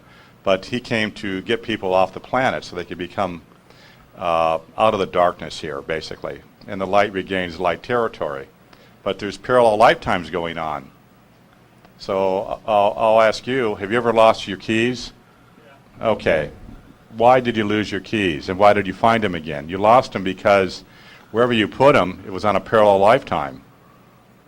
And that's an abduction.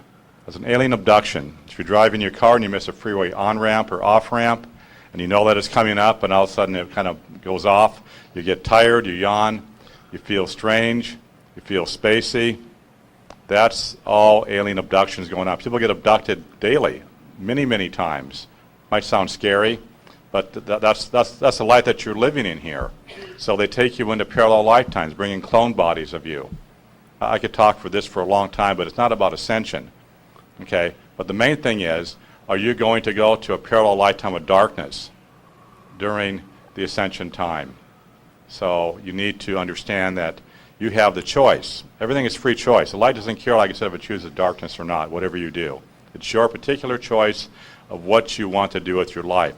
But don't allow your thoughts, the mind, because the darkness gave you the mind energy to control you. In your heart center, you don't live in judgment. There's no thoughts there. Everything is perfect, whole and complete. It's when you start analyzing and trying to figure things out, that's the trap. So it's much simpler to drop into your heart, to stay there and get out of the mind, and then you're out of the mind control process. And that's where your answers are. Otherwise, you can analyze everything forever. And it's a self-fulfilling prophecy. They'll give you more and more to find. And that's part of, again, from where I sit, to me that's all still part of the experience, because I think it would be somewhat boring, too, if we didn't have the opportunity to have the variety that we've had, whether we look at it as being controlled or not. And so from that space, I see it from that space. It's an opportunity, because, religion, people say God is everything. Whatever you want to define God to be, whether you want to define it as the all that is, and in order for this force that everything is made from to be all that it is, it has to be everything, good, bad, and indifferent.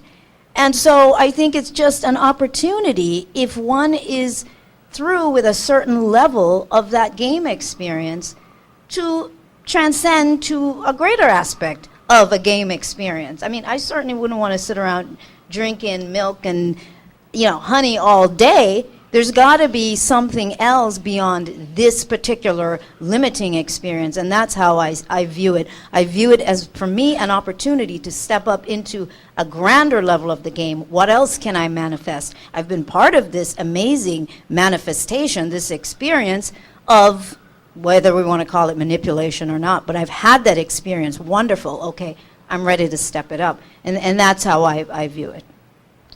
I spent many years, love is all there is. I mean, many years. Just like he's saying, love is all there is. And I would feel it, and I would know it, and I would greet people that way as much as I could. But when I lose my temper every now and then, yeah. When I get depressed every now and then, yeah. Even though I still do, love is all there was, why is this happening to me? Are you aging? Well, who's in charge? I don't want to age. Well, my body's getting older. Why is my body getting older? Somebody else is running the program. I'm not choosing it. I'm saying love is all there is, and isn't life beautiful? But I got older, and then, wait a minute, there's stuff that, and probably going to die. So who's running that program? Since I know I'm eternal and I'm love and that's all there is, well, then why does the body have to die? Who's running that program? Who's running the console? Who's spinning the dials? Who's the black magician sitting around the campfire waving the wand at me that makes me age and reincarnate, age and reincarnate, age and reincarnate, ad infinitum, forever? That's because we're stuck generating, with our love, our peace, we're stuck generating power for the lower creation. And that's what I discovered. We're in the lower creation. I don't want to be part of that anymore. So I want to go to a bigger game. Don't you? That's right. And I don't do the aging thing either. I'm a grandmother. With allowing that power into you, though, don't you have the free will choice in this realm, this dimension, to allow those energies into your body? Like, we always have free will, and so if you want to stop aging, wherever we have along the point of the game of the time, or the point of the timeline of point of age of our journey, we can choose to say, no, I don't want to allow that into my body anymore, into my experience. Yep. Can we not? Again, you are only 20% of that thing I'm looking at, right? Well, that's So how much- an assumption. But how much power is that left for you to make that choice against the backdrop of everybody branching out into infinity, all your relatives? Every decision they made was put into a recording device embedded in your DNA, passed up the evolutionary chain to this body. That's holding you back. That's the judgments of all your ancestors. You are the sum result of all the judgment of your ancestors. There's only 20% of you in there. Until you quit giving power to it. Pardon? Well, you Until you quit giving power to that. One thing that Well, see, I would like to... these systems are running automatically. The universal consciousness, the In universal time. subconsciousness, these things are larger than we are in our dumbed down, hypnotized state, trapped within a physical biobody. So we In can time. know the time, yes. answer, Yeah. but can we actually control or actuate what we know to be true? It's tough. That's a choice, and that's where we have to really stand in our shoes in this dimension and say, really girt down. If you're going to lift 500 pounds, Yep. girt down and brace yourself and make those choices. There's a point where you do say that to yourself, and that's when it all starts to happen for you. Absolutely. When you say, I've had it, I'm so sick of this shit, Yeah. I'm going to do something about it. I'm Yeah, going to start desire. with me. And so you Desire. make that change. You power yourself up. You pull in enough of your spirit to make it happen. You find teachers, you find techniques, you start going through paths. You eliminate the things that don't work, and finally you narrow it down to what is it in me that I want to do, that I know is true, that I can actually make work within a swamp of negativity, within a garbage can of density, within the darkness that surrounds everybody. I have a website called Intergalactic Humans, if you want to get an idea how bad it is here. It's stuff that Ron has mentioned over the years that I've picked out and piled up into, this is how bad it is. It's the opposite of his stuff, which is, here's the healing, here's the clearing, here's why we can take it out. Right. Mine is, you don't even have an idea. But that would be giving attention to the past where we want to get away from, and that'd be giving power to something where I don't want to go anymore because I want to be in the now. Sure. I want to be out of time, like Yes. Ron speaks, Yes. and moving towards peace. You're transcending cycles and programs, Precisely. basically. Is basically what it And is. when you give attention to it, it is true that you actually take yourself out of yourself. So it is obviously better for you to work on yourself. Precisely. Yeah. And stay with that. Yeah. You might want to know what's going on, but you still don't want to give that your energy Right, because you're right. going out of yourself. Yeah. Because So- there's discernment, which is not judgment. Judgment is when you've got something you're discerning that you then have an emotional response about. That's what judgment is. Discernment is just staying in neutral, in peace, like Ron says, and you look at it and go, I don't want to do that. And you go over, I want to do this. Right. See, yeah. it's I not recognize that, controlling yeah. you. You're not controlling it. Everybody's at peace. I recognize that. What I'll do So is, I- I'll bring you all into the now that I live in. So I'll stop time. Can anybody here stop time? No. Can anybody stop time? You get off your watch, yeah. Take the battery out, yeah. Okay, I'm going to stop the time that you live on this timeline. Remember, there's thousands of timelines, and you're just on one of them right now, okay? So I'm going to stop time on this timeline. So here we go. I'm going to count to 5. I have to command the energy. Or I could just snap my finger, but I'll do the time stopping. So here we go.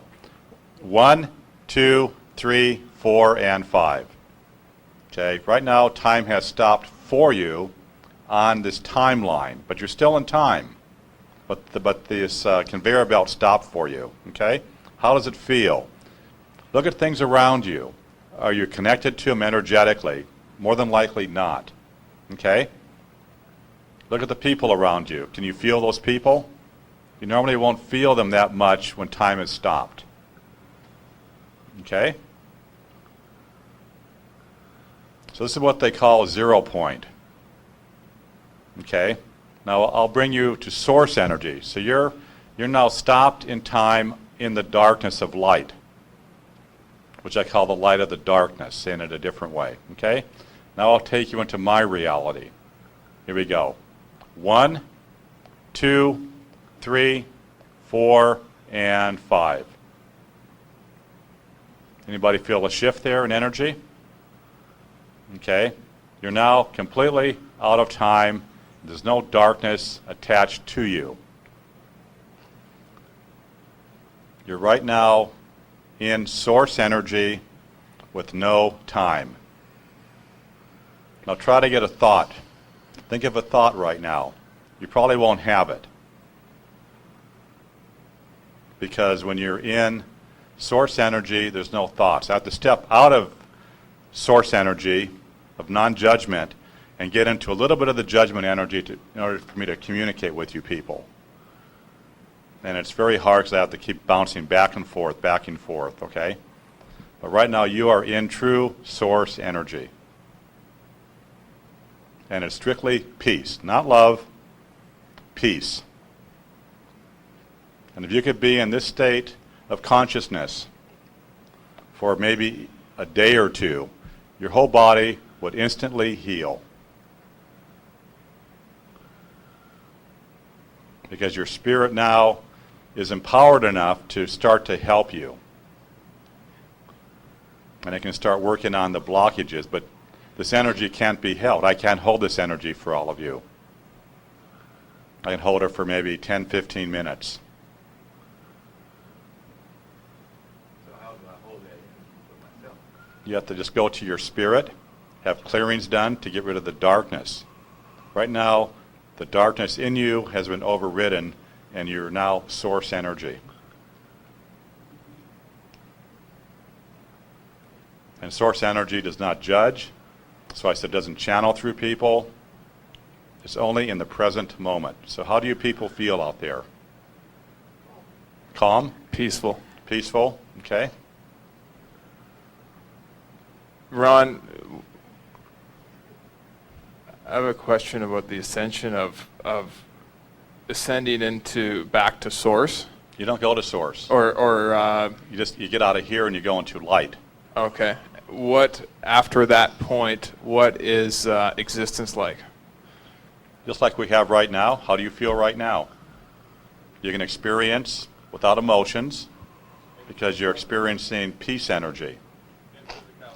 And physicality. Yes, you have physicality. Just like we have right now. This is what the darkness took away from you. When you first came here, this is the way it was. And the darkness somehow said, you know, you should experience emotion. You should experience judgment. So you can have this emotional charge, so you can feel that you're alive. And you said, yeah, maybe I might want to do that. Then they put you into mind programs. The alien ships came and started controlling you. Then you become robotic programs.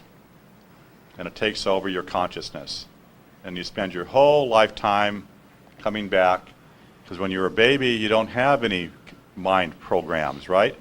Babies don't think, right? That's why they look so vibrant.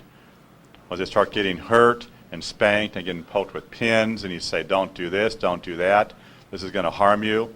Then the baby gets stuck into mind programs. When you're done, I wanted to say something. Yes.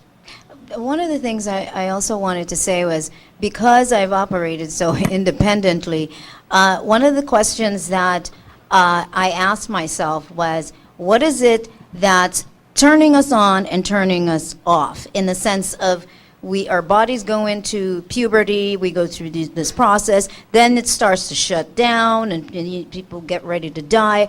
That was something that was very significant to me. And as a child, the whole idea of death, I was very curious about it, because I thought it was very odd that people would die and nobody really thought anything about it. And I thought it was really weird that people would just die and everybody thought it was okay. It was just a part of life. So I always had this major question as to, this doesn't feel right. It just didn't feel right for me that people just died, and then what? Why? So it became this, lifelong mission, I guess. And, back in '92, then I started to really look into what was behind this veil, what was behind this stage that we have going. Is it possible for us to live longer, not just because we're trying to escape death, but is it possible that we don't live long enough to really understand more? Were we stuck in this thing? And so I, on my own, started asking it questions. I do workshops on those things, that to have people come into their own awareness and get outside, get beyond the whole concept of time here. Time is great in the sense of it allows us these captured moments to experience the physical world in the way we've experienced it. But what is it that turns us on and off? And that's where those cycles come in. And who regulates those cycles? Are they run by something or somebody else? And it's like a giant machine of cycles and programs that are just running until you wake up and recognize that that's going on. Then you have some choices. And anyway, that's what I discovered and started to make my own shift beyond that whole idea of being trapped. And astrology, people that are really stuck on astrology, as Ron was saying, yes, it is a navigation system for the robot, for the automated aspect of yourself. It is a navigation system that really allows you to operate within these boundaries and structures. Again, I don't see it as a good thing or a bad thing. I see it as that's what it is when you are in a sleep state. That's just the way it is until you wake and beyond that. So when you were just talking about if we ascend, we move into a physicality life in the light, Yeah, this planet used to be completely light. was that the Garden of Eden? As we would know from our I don't know. myths? I Okay. guess it could possibly be, but All right. Just a it's, thought. remember, in the universe of light, there's so many places to go to. It'd be like grains of sand on the ocean. Okay, so you would really never really want to come back to the same experience over again. So that's why people here who are stuck lifetime after lifetime, your spirit goes, man, why am I here? And you can even ask yourself, what the hell am I doing here, right? You all want to leave, but you don't have the tools to get out of here. Because when you go to your soul family and you get these groups of souls, spirits, I use the word spirit, but I'll use soul now, and you all come together at night and you make your spiritual contracts and agreements, which strictly deal with duality and physical pain and hardship for you through your spiritual contracts to break your arm because one of the other spirits couldn't do it in that body, with your soul contracts, okay. You spirits don't know. They go, man, why are we here? Oh, well, you got to break your arm or your foot so you can understand this. So now we can all learn this same lesson together, in mass mind, okay, universal consciousness. It's the darkness, okay. People think that's the source energy. So you bring in this energy to you. Nothing is outside of yourself. So as you start to work with yourself and get into your spirit, all this stuff goes away. You go, what have I been taught? All the books in my library are strictly made up of words that are coded for the aliens to connect to me. Okay? And so you start realizing that, yeah, these are programs. Numbers are programs. And you go, man, I got all these books here, and what I've been taught is a lie in this lifetime. When you finally come to that realization, now you have a chance to get out of here. And until that, you're going to be searching and searching and searching, and it's going to be a self-fulfilling prophecy, and you're going to get another book out and another book out because you're not listening to your spirit. Just stop and say, maybe Ron is right. Maybe I got to drop into my heart and really get my divine connection of who I really am and get the hell out of here. But it's your choice. But the sad part is that when the parallel lives come, like the 2012 Ascension that they're talking about, where the Mayans very possibly are doing this because they started that process, you may be up on some pyramid someplace in the Beyond-O, walking up those steps, having somebody take out your heart and chop your head off and drink your blood. That's their spiritual practice, okay? Do you want to do that? Remember, the Mayans gave you a program, and the program ended, okay? So, I personally would not choose to do that, but if you get connected to the energy at all, remember, the dark side controls, the aliens control time. They can turn time off for hours, okay? And you don't even know that it's turned off. And they can switch you on different timelines and sell different timelines. I do timeline crashing to help people out, to get you off of emotional timelines where, you know, maybe 1 million people get off a timeline. But I won't get too much into that, but that's where you people are living, in multiple timelines. You want to, that's your dreams. That's losing your purse, losing your keys, losing your shoes, and all of a sudden they appear on your table a week later and you go, how in the hell did it get there? It's because you brought it in from another timeline. It just popped in. Yes? You were just mentioning soul families.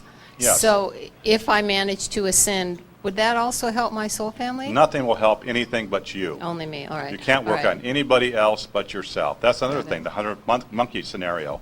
That's in the mind. That's a dark side process, okay? So that when one person gets it, you know, or 100 people get it, they all get it. Somebody goes, I'm not going to do any work. I'll have the people in this room do the work, and I'll go along and live my normal life. The Ascension time will come, and they did the work, and, well, I'm going to leave. No, you got your body. Is your spirit corrupted? It's up to you to do, you have the choice to do the ascension. And if we do want to work with you, do we do it through your website then? Yeah, through the website. And is your website creationlightship.com? That's correct, Got it. yes. Yeah, I had a question that, say a John Doe newcomer came into this group, and they could be congested within them, and they just wouldn't get it. They just couldn't get the message. Wouldn't it be logical for them to study in this group for about a month and compare this energy maybe with other groups, make a comparative study to give that person a fair chance, a good opportunity, so he could make an informed decision after a month? Maybe that congestion would release, and then he'd say, oh, I can see the light connection here as maybe different from other groups. But unless that congestion is released, he's not going too far. So he'd be giving himself a better opportunity to understand. Yeah, everybody has their free will, free choice. Remember, the light doesn't judge you. Light doesn't care if you choose darkness, if you choose mind energy. See, it's kind of a Jedi mind trick that love is all there is, peace is all there is, and yet we're only seeing this much of creation. If we could actually see all the other dimensions and all the other worlds and all the universes and whatever around us, we would have a completely different viewpoint of what's going on. If we could see what the ETs are doing in the underground caves to other races with the babies in the vats and all this body parts strewn everywhere, all this crazy stuff, it'd be really tough to be looking at that and go, love is all there is. Because, you know, there it is right in your face. So our problem is the game is much bigger than we think it is. And so if you're in the game long enough, you could find a way to make yourself feel really good about the little bit of the game you know about. But after you've done that for a while, you go, well, wait a minute, there's some things that don't fit here. Like I said, I'm aging, my mother died, I'm probably going to die. Wait, what's this all about?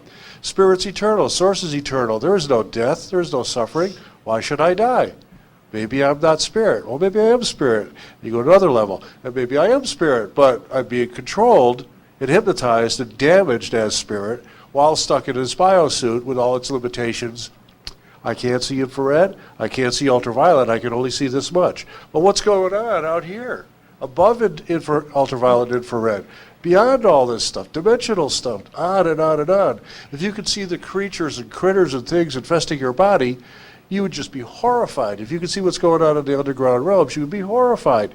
And it takes a real source-connected person to be able to be neutral at a time like that, to actually say, peace, this is all there is. But while in the lower worlds, people are suffering, why did he come back?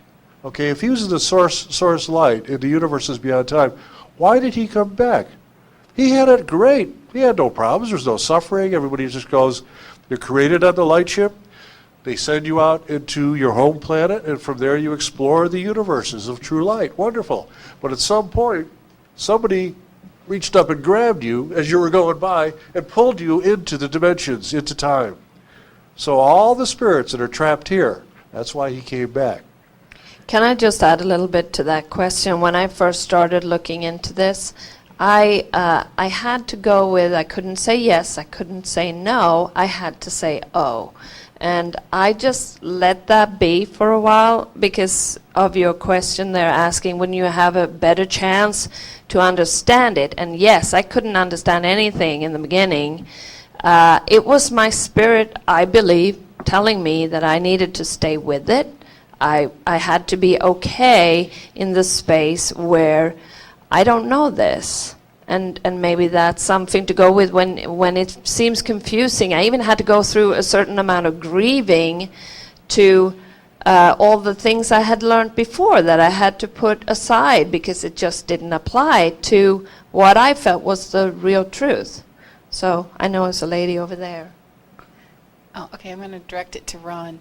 My question for you is, how A little long louder, have you, please. how long have you been here on Earth, and have you aged on Earth? Yeah, my body is aging, yes. Okay, but in the place that you come from, you don't age. I don't age, no. So, And I bilocate. I'm there right now working with other spirits. So I bilocate. I'm there, I'm here. And I'm also in the underground helping out the United States of America military from time traveling back from the future, fighting the aliens. So I'm there too. See, he's aware of all that all at the same time because he's a light being. So he's different than we are. okay, and on your place, what age is everybody? Do they not have a body? Is that it? No, Just a spirit? No. Light beings can choose a body, whatever body you wish to choose. May not be human looking, but they do have bodies, yes, because they have to have physicality. So in the light, there's always physicality. So you choose a blueprint to energize. And you're at free choice for that blueprint. And if you wish to go to some planet, we'll say planet Z, just making it very simplistic. And planet Z can only use an oxygen that might be, say, a pink color. And so that's what you would choose, the bodies that would live there. You incarnate, energize that body, and you live there for as long as you wish to have that experience in the now, okay?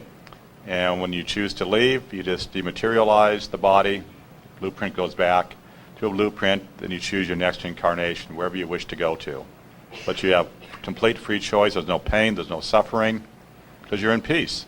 Source energy is strictly peace, and you know what peace felt like when I brought peace in, and you were completely in your body with the energy in there of source energy. You know what that's like. You know what it's like now. Do you have family? Of course, yeah. Yes, I do.